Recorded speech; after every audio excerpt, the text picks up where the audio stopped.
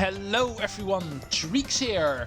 Welcome back to Crash Bandicoot and Sane Trilogy, Crash Bandicoot Warped. And this is going to be part 8 in that game. So far we've been needing around 2 episodes per area to actually clear, because we are at part 8 and we are almost at the end of area 4. We have been playing Tomb Raider last time, actually got the special gem that is located in this stage, and with that a door opens up in an earlier stage, and therefore we're first gonna go backwards and return to the other ancient Egypt stage in this world, Sphynxinator. As you may remember from part 6, when we quickly went through the stage, we skipped out on one part, and that is because the blue gem is required. And that is going to lead to the second clear gem in this stage. What do you say we pick that one up first? We don't have to care about any of the crates this time around. We've got the clear gem already that's going to give us that, so... The only reason why you still want to open up crates is in order to score Wampa fruit and 1-ups and stuff like that. But luckily we don't really have to care about it. Let's just quickly make our way towards the blue gem platform. That is of course what we need. We know where it is. We met up with it the first time we went through the stage.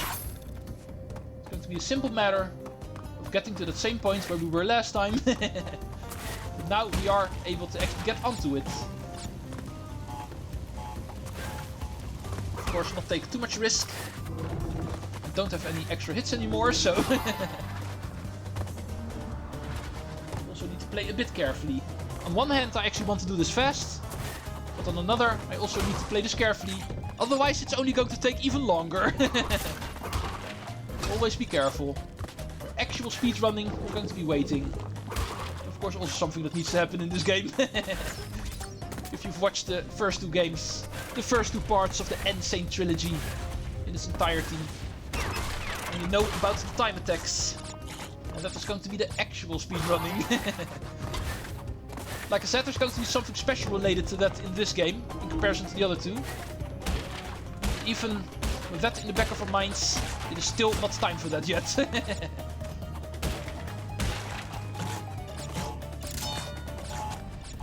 Right, got plenty of Wampa fruit and 1-ups. I feel satisfied. Time to begin. New content in this episode. The blue platform in Sphynxinator. Let's go see where this will actually lead. It is not going to have any crates that we already know. We were already able to open all of them up. And this one is going to have a special challenge. Remember this slidey business, the oil? Yeah, you guessed it. This special part of the stage is going to make use of this in order to create a fun little special gimmick. Sliding around and getting flattened.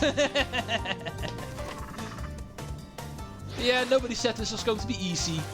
It's of course super difficult to keep your control with this. So dying is going to be something that will happen a lot. If you're not careful. I think the sliding move helps quite a bit here. We were able to actually force Crash into a certain direction. That way we have some control at least. It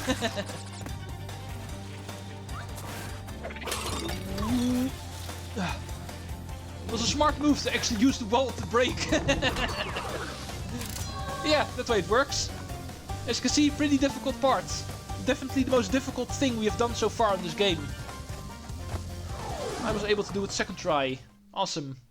I will take a second try. And that way we have the first gem of this episode. Sphynxinator 100% complete. Crystal and the first gem already in our possession, and now the second one as well. Next time we are here, it is going to be for the actual time attack. So, 2 more stages to do. Stage number 20 and the boss stage. Stage number 20 we actually did halfway already. But now we're gonna go finish the regular pathway. And this time around, unlike last time, we need to make sure to get all of the crates. The regular pathway is of course also going to end with the clear gem. And the clear gem can only be gotten by breaking all of the crates, like always. So now we need to do the full thing. It's tempting to try to jump on these crates, but let's not take any risks. Knowing me, I'm just going to kill myself if I try. Let's just be careful here. You up. Ignore the nitro crate, of course. The end of the stage is going to give us a nitro switch. Also, we don't have to worry about that. TNT. And another one. Quickly go. It's going to waste a bit of time, of course.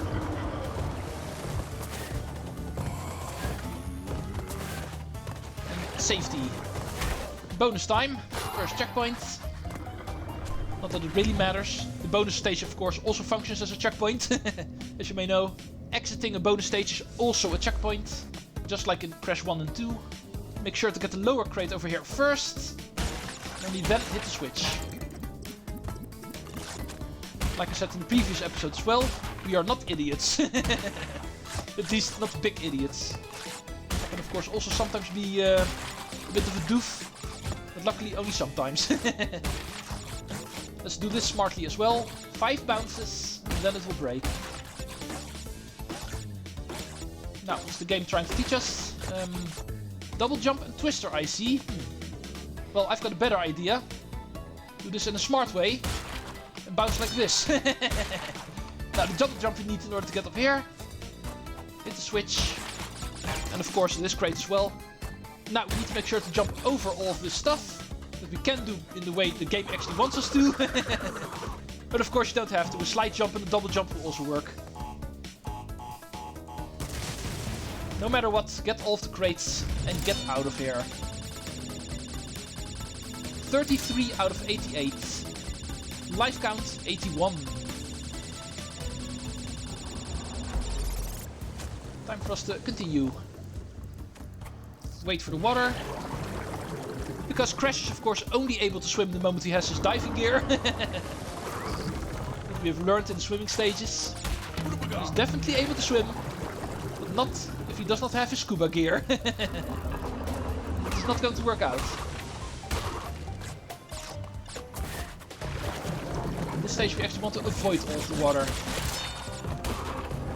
82 extra lives. Amazing. 99 is once again coming closer and closer. In the other 2 games I was also able to reach it. Looks like this game might actually also. We're still not there yet after all. There's also still in area 5. Let's jump over here. This platform is going to rise with the water. Careful of the scarab, the nitro crates behind him. Easy to get hit. And then return to the point where we were. Now, new content in the stage. This time around, not taking the death platform. More of these things.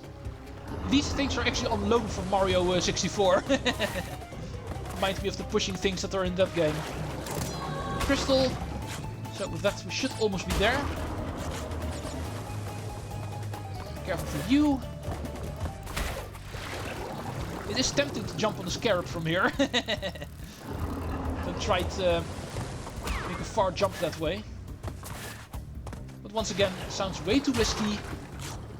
I will actually hold myself back and not do stuff like that.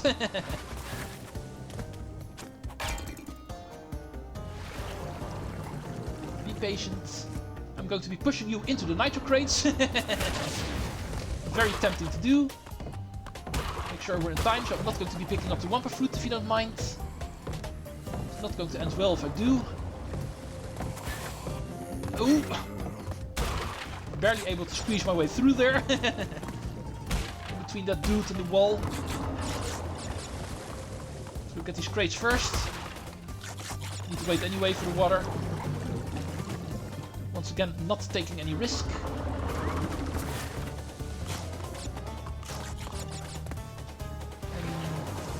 I see a TNT crate there, so I need to make sure to jump on that. That we don't want to spin. Next one is over there. It's really easily reached. Let's go kill you quickly. Got the time for it. Barely able to see past the wall, so we can actually see what's coming up. 2 more crates. Yeah, and it looks like that was it. Now, fingers crossed. Yeah. It is always such an awful moment, the moment you hit the nitro switch and you don't get the clear gem. The game's saying, hey, you missed a crate somewhere. But no, once again, it looks like I was successful. It is a pretty linear stage after all, so it's difficult to miss a crate, but you may never know. I was able to find every single one of them, including in the bonus. And that way, this stage is also done. Fully completing the ancient Egypt world. However, there is still one more thing we need to take care of course. Dr. Engine. And looky what we have here. Coco is required. For the first time, a boss can only be played with Coco. So amazing. She's finally able to kick ass. So, you want to go a few rounds? When this is over, we'll see who is obsolete. The obsolete Dr. Engine. Hint, dodging keeps you safe, but it makes it harder to aim. Oh, we're doing an R-type by the looks of it. Awesome. On the rail, shooting. Pretty similar to the Dr. Engine fight in the second game. You need to make sure to hit all of his quote-unquote glowing spots. In this case, all of these attributes actually are yellow. Those are actually sensitive to being hit. So just wait until they open up and then keep on shooting. In a little rocket ship. It is pretty easy to dodge all of these moves. It's actually pretty slow, if I need to be honest. The boss fight in the second game is definitely a lot harder with this guy. But I can actually also safely conclude. Over there we actually needed to be very patient in order to hit all of his things. In this fight we actually got the rocket ship on ourselves, so therefore it's a lot easier to hit him. At least a lot quicker. As you can see, he's already at his final hit. Yeah, there we go. And that's how easy it is. However, is it indeed that easy? Hey, thank you. Our little tiger friend is going to help us. For the second phase of this boss fight, there's indeed a second phase. He actually redesigns his robot, and it's time to go shoot him again. There's not a whole lot of things that change. As you can see, we still need to hit his weak points that are just as clearly visible. It's pretty easy, just keep on moving. Keep on shooting. Hold the ZR button. There's nothing he's going to be able to do. Make sure he's going to have a difficult time aiming for you. It's very easily achieved, but just keep on moving. Until all of his little components are gone. And then he is finally gone.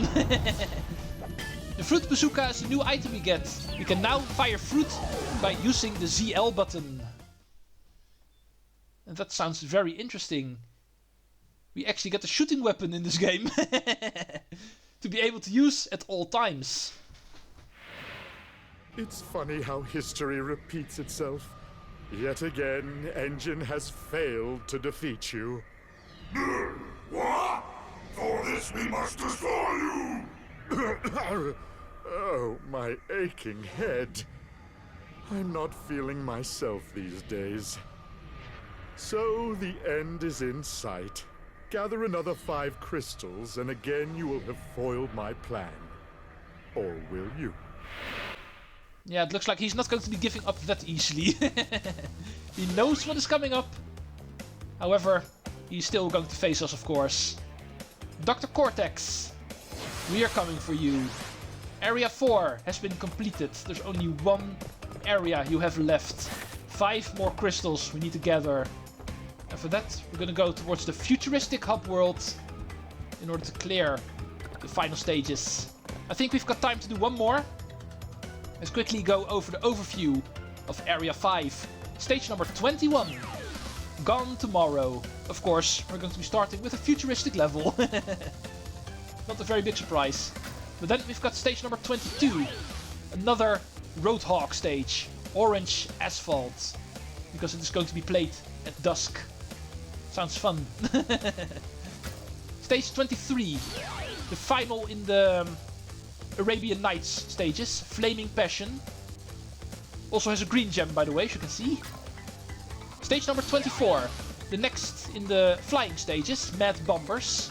Like I said, the first one was not going to be the only one. And then finally, stage number 25. Bug Light. Another Ancient Egypt stage. This one is going to be the final one in that. And that is actually what's still waiting for us. So, let's quickly go and do one stage. We've got time, like I said. Stage number 21. Gone tomorrow. According to my notes, we're not able to get any of the gems in the stage, and therefore we should be able to easily do this one in around 4 minutes time. We can blaze through this one.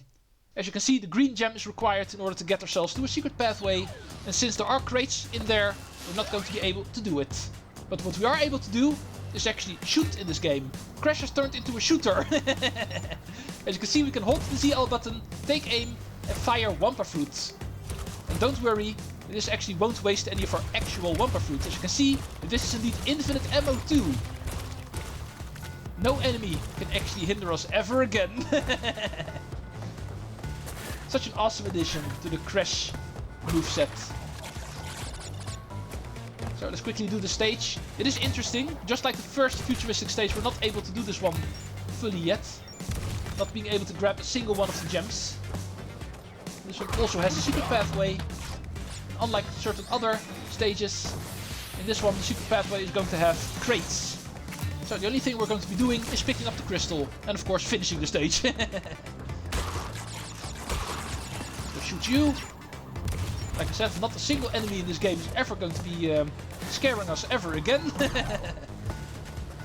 If things look too dicey, we can actually shoot from a distance. Just like with this guy. This guy's actually even required. Actually having a bullseye. The only way to kill him. Shooting him. Grab the Wumpa Fruit. Even though we're not going to go for all of the crates. I do still actually want to go for 99 lives, so... Getting as much Wumpa Fruit as I can is definitely something that is still a good idea.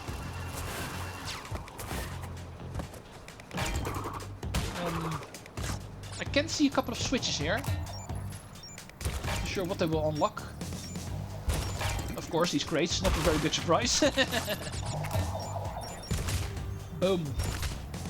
Getting killed by fruit. Very interesting. Now, just like in the first stage, we're once again going to be entering a 2D section. It's going to be the staple thing in the futuristic stages. Interchanging 2D and 3D. The beginning of the 2D section is already where the crystal is. Impossible to miss. Does not apply to this guy by the looks of it. Oh, come on! I finally get him, but he also gets me. There goes my extra hit. I am not happy. Yeah, now. As you can see, there are a couple of outlined crates here. But there's no switch nearby. Keep those in mind. There's actually something coming up later on. It's going to be related to that. Might also be related to the secret pathway that we're not able to reach. Also the reason why we're not able to get all of the crates, you might have seen. Some of them are actually lined out. Ungrabbable at this point. Speaking of which, here it is actually, the green platform. But the green gem is going to be gotten later in this world. Ignoring that for now. End of section by the looks of it. And unlike last time, this is not the end of the stage. This time we do actually still get a 3D section. Interchanging it fully, you might say. We should almost be there. Even in this stage, this is going to be the final part. And I think it's safer to just shoot you. These laser gates are a bit too close together. not feeling confident there. Alright, sir. You and your predictable moves are not going to be scaring me. Kaboom! It looks like we are there. Perfect timing! Just after reaching 20 minutes in the video, we finish a stage. How perfect! Making it an easy point to actually call it a day. Time for us to quit for today. Just like the first futuristic stage, we were not able to grab a single one of the gems. But that is going to be changing, don't worry. Eventually we will get them. Just not today. Next time we're going to be continuing. Hope to see you folks in the continuation of Crash Bandicoot Warped. Thank you for watching. And for now, I will say Treecks out. The end of the game is close.